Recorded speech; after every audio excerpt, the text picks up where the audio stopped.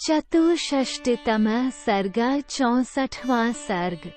राजा दशरथ का अपने द्वारा मुनि कुमार के वध से दुखी हुए उनके माता पिता का विलाप और उनके दिए हुए शाप का प्रसंग सुनाकर कौसल्या के समीप रोते बिलखते हुए आधी रात के समय अपने प्राणों को त्याग देना, उन महर्षि के अनुचित वध का स्मरण करके धर्मात्मा रघुकुल नरेश ने अपने पुत्र के लिए विलाप करते हुए ही रानी कौसल्या से इस प्रकार कहा।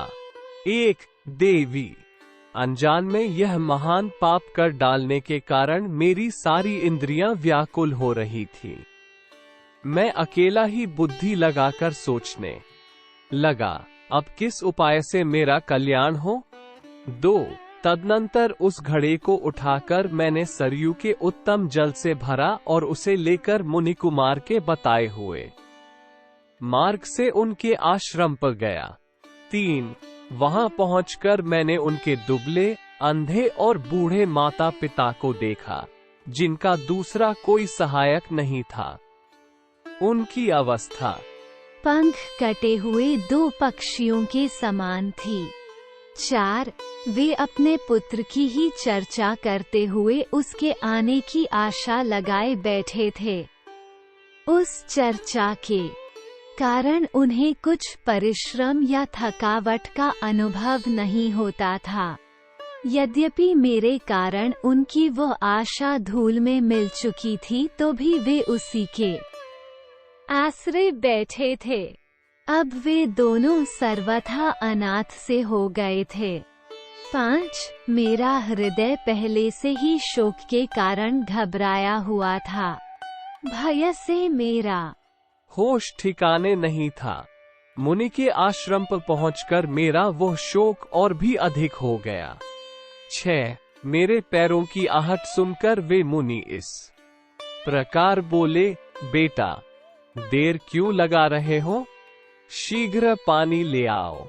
7 तात, जिस कारण से तुमने बड़ी देर तक जल में क्रीड़ा की है, उसी कारण को लेकर तुम्हारी यह माता तुम्हारे लिए उत्कंठित हो गई है। अतः शीघ्र ही आश्रम के भीतर प्रवेश करो। 8 बेटा, तात, यदि तुम्हारी माता ने अथवा मैंने तुम्हारा कोई अप्रिय किया हो, तो उसे तुम्हें अपने मन में नहीं लाना चाहिए, क्योंकि तुम तपस्वी हो। 9 हम असहाय हैं, तुम ही हमारे सहायक हो। हम अंधे हैं, तुम ही हमारे नेत्र हो। हम लोगों के प्राण तुम ही में अटके हुए हैं।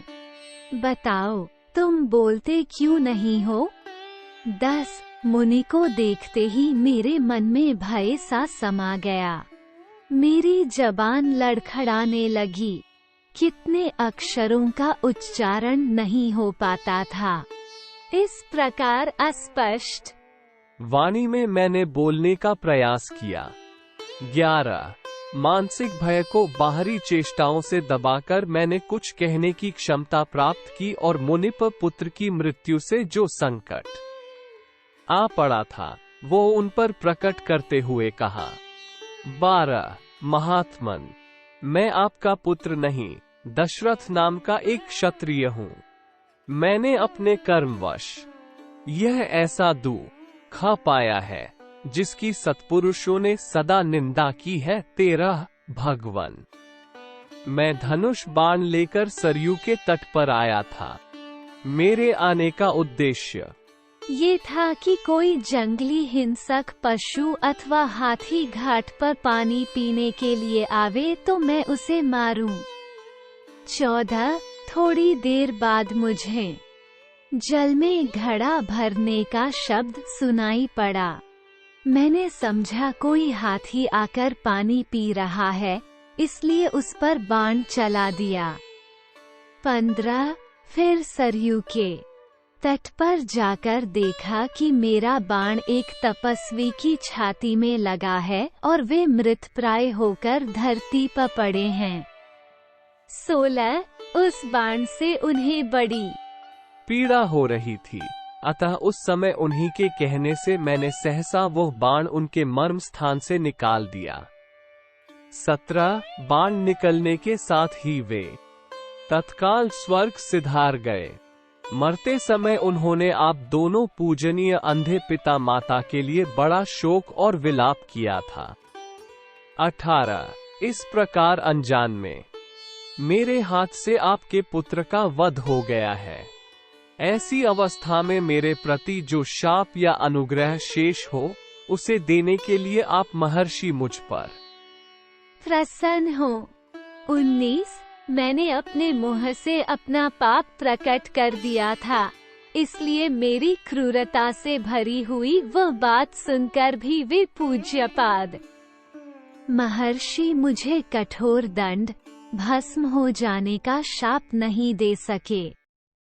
20 उनके मुख पर आंसुओं की धारा बह चली और वे शोक से मूर्छित होकर दीर्घ श्वास लेने लगे। मैं हाथ जोड़े उनके सामने खड़ा था। उस समय उन महातेजस्वी मुनि ने मुझसे कहा, 21 राजन, यदि यह अपना पाप कर्म तुम स्वयं यहाँ आकर न बताते तो शीघ्र ही तुम्हारे मस्तक के सैकड़ों हजारों टुकड़े हो जाते। 22 नरेश्वर, यदि क्षत्रिय जानबूझकर विशेषत किसी वानप्रस्थी का वध कर डाले तो वो वज्रधारी इंद्र ही क्यों ना हो, वह उसे अपने स्थान से भ्रष्ट कर देता है। तपस्या में लगे हुए वैसे ब्रह्मवादी मुनि पर जानबूझकर शस्त्र का प्रहार करने वाले पुरुष के मस्तक के 7 टुकड़े हो जाते हैं। 24 तुमने अनजान में ये पाप किया है, इसीलिए अभी तक जीवित हो। यदि जानबूझकर किया होता तो समस्त रघुवंशियों का कुल ही नष्ट हो जाता, अकेले तुम्हारी तो बात ही क्या है। 25 उन्होंने मुझसे ये भी कहा, नरेश्वर, तुम हम दोनों को उस स्थान पर ले चलो जहां हमारा पुत्र मरा पड़ा है। इस समय हम उसे देखना चाहते हैं। ये हमारे लिए उसका अंतिम दर्शन होगा। 26 तब मैं अकेला ही अत्यंत दुख में पड़े हुए उन दंपति को उस स्थान पर ले गया जहां उनका पुत्र काल के अधीन होकर पृथ्वी पर अचेत पड़ा था। उसके सारे अंग खून से लथपथ हो रहे थे, मृग चर्म और वस्त्र बिखरे पड़े थे। मैंने पत्नी सहित मुनि को उनके पुत्र के शरीर का स्पर्श कराया। 27-28 वे दोनों तपस्वी अपने उस पुत्र का स्पर्श करके उसके अत्यंत निकट जाकर उसके शरीर पर गिर पड़े। फिर पिता ने पुत्र को संबोधित करके उससे कहा, 29 बेटा, आज तुम मुझे न तो प्रणाम करते हो और न मुझसे बोलते ही हो। तुम धरती पर क्यों सो रहे हो? क्या तुम हमसे रूठ गए हो? 30 बेटा, यदि मैं तुम्हारा प्रिय नहीं हूँ तो तुम अपनी इस धर्मात्मा माता की ओर तो देखो। तुम इसके हृदय से क्यों नहीं लग जाते हो? वत्स, कुछ तो बोलो। 31 अब पिछली रात में मधुर स्वर से शास्त्र या पुराण आदि अन्य किसी ग्रंथ का विशेष रूप से स्वाध्याय करते हुए किसके मुँह से मैं मनोरम शास्त्र चर्चा सुनूंगा? 32 अब कौन स्नान, संध्योपासना तथा अग्निहोत्र करके मेरे पास बैठकर पुत्र शोक के भय से पीड़ित हुए मुझ बूढ़े को सांत्वना देता हुआ मेरी सेवा करेगा? 33 अब कौन ऐसा है जो कंद, मूल और फल लाकर मुझ अकर्मण्य, अनसंग्रह से रहित और अनाथ को प्रिय अतिथि की भांति भोजन कराएगा? 34 बेटा, तुम्हारी यह तपस्विनी माता अंधी, बूढ़ी, दीन तथा पुत्र के लिए उत्कंठित रहने वाली है। मैं स्वयं अंधा होकर इसका भरण पोषण कैसे करूंगा? पुत्र, ठहरो, आज यमराज के घर ना जाओ, कल मेरे और अपनी माता के साथ चलना। 36 हम दोनों शोक से आर्त, अनाथ और दीन हैं। तुम्हारे न रहने पर हम शीघ्र ही यमलोक की राह लेंगे।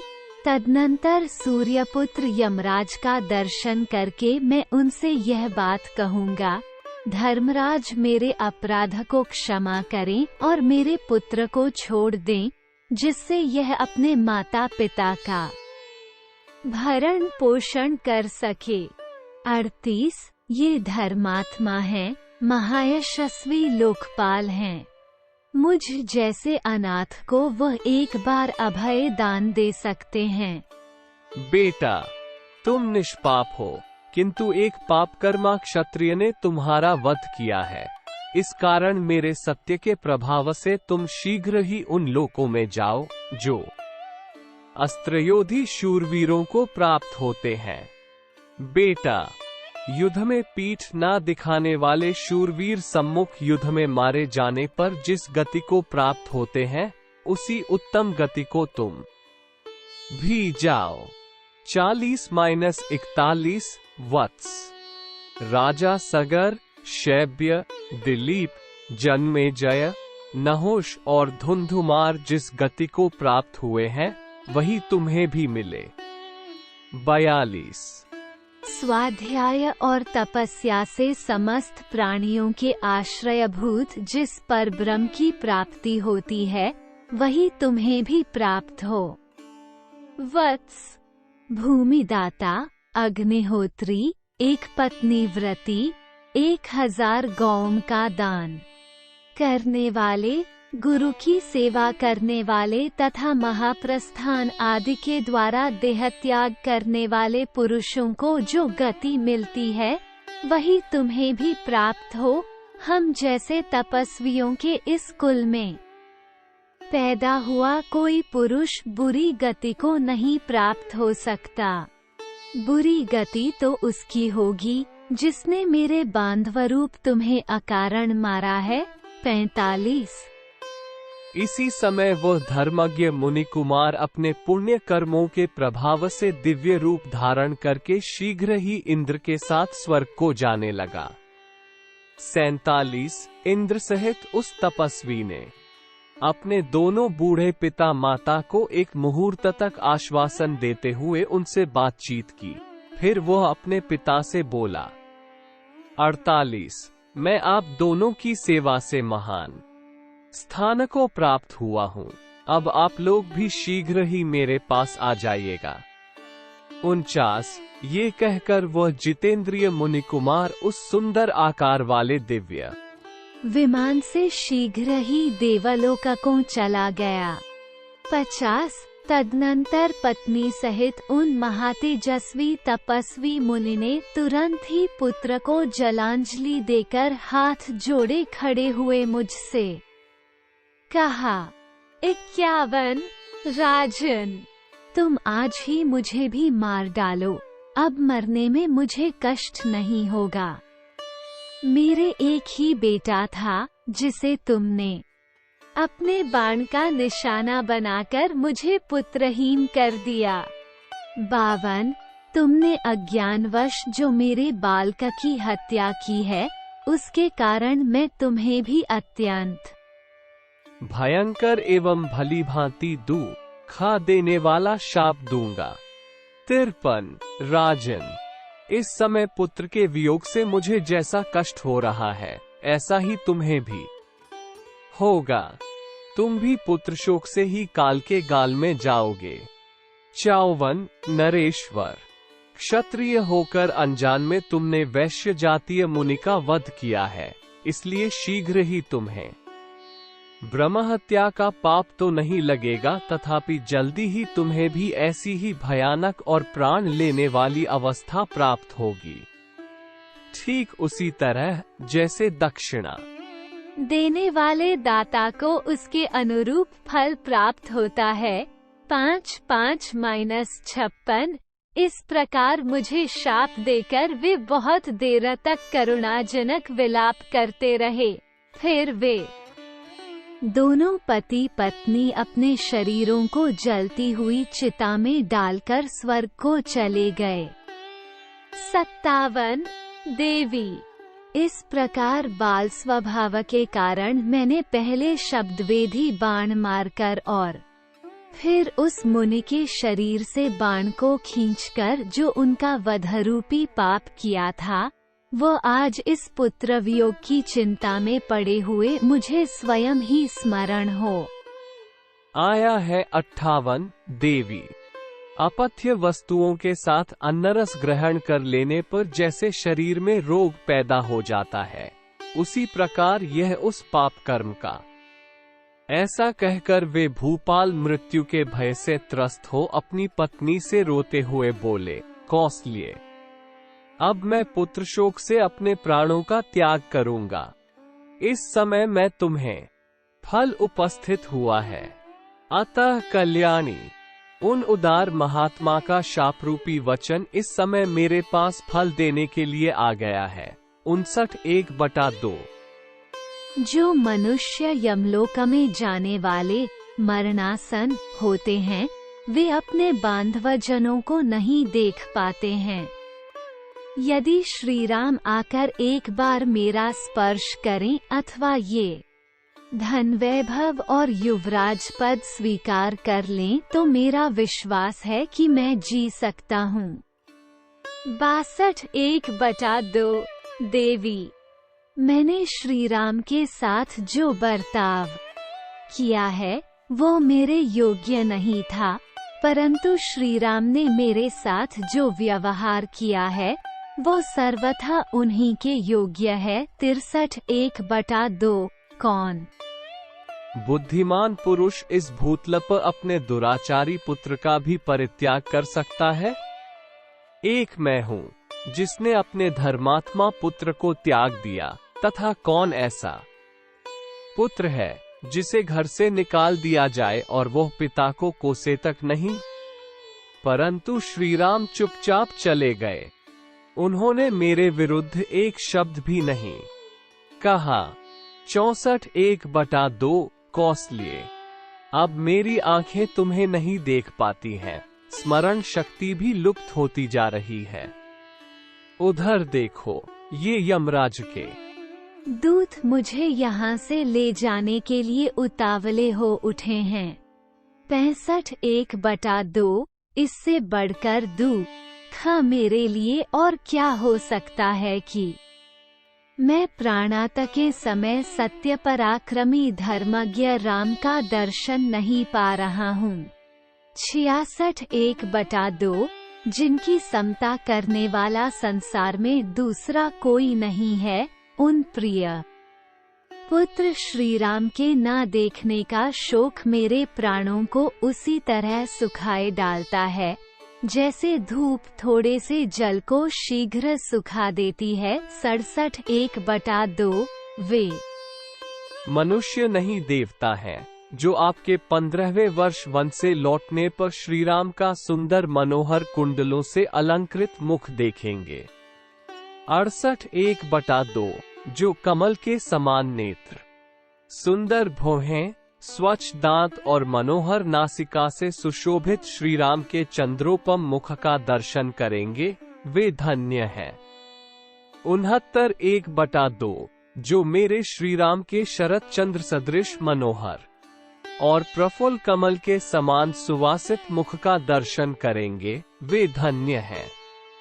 जैसे मूढ़ता आदि अवस्थाओं को त्याग कर अपने उच्च मार्ग में स्थित शुक्र का दर्शन करके लोग सुखी होते हैं, उसी प्रकार वनवास की अवधि पूरी करके पुनः अयोध्या में लौटकर आए हुए श्री राम को जो लोग देखेंगे वे ही सुखी होंगे। 70-71:2 कौसल्ये, मेरे चित्त पर मोह छा रहा है, हृदय विदीर्ण सा हो रहा है। इंद्रियों से संयोग होने पर भी मुझे शब्द, स्पर्श और रस आदि विषयों का अनुभव नहीं हो रहा है। 72:1/2 जैसे तेल समाप्त हो जाने पर दीपक की अरुण प्रभा विलीन हो जाती है, उसी प्रकार चेतना के नष्ट होने से मेरी सारी इंद्रियां ही नष्ट हो चली हैं। 73। जिस प्रकार नदी का वेग अपने ही किनारे को काट गिराता है, उसी प्रकार मेरा अपना ही उत्पन्न किया हुआ शोक मुझे वेगपूर्वक अनाथ और अचेत किए दे रहा है। 74। हाँ महाबाहु रघुनंदन, हाँ मेरे कष्टों को दूर करने वाले श्री राम, हाँ पिताक प्रिय पुत्र, हाँ मेरे नाथ, हाँ मेरे बेटे, तुम कहाँ चले गए? 75। हाँ कौसल्ये, अब मुझे कुछ नहीं दिखाई देता। हाँ तपस्विनी सुमित्रे, अब मैं इस लोक से जा रहा हूँ। हाँ मेरी शत्रु क्रूर कुलाड़गार कैकेयी, तेरी कुटिल इच्छा पूरी हुई। 76। इस प्रकार श्रीराम माता कौसल्या और सुमित्रा के निकट शोकपूर्ण विलाप करते हुए राजा दशरथ के जीवन का अंत हो गया। 77।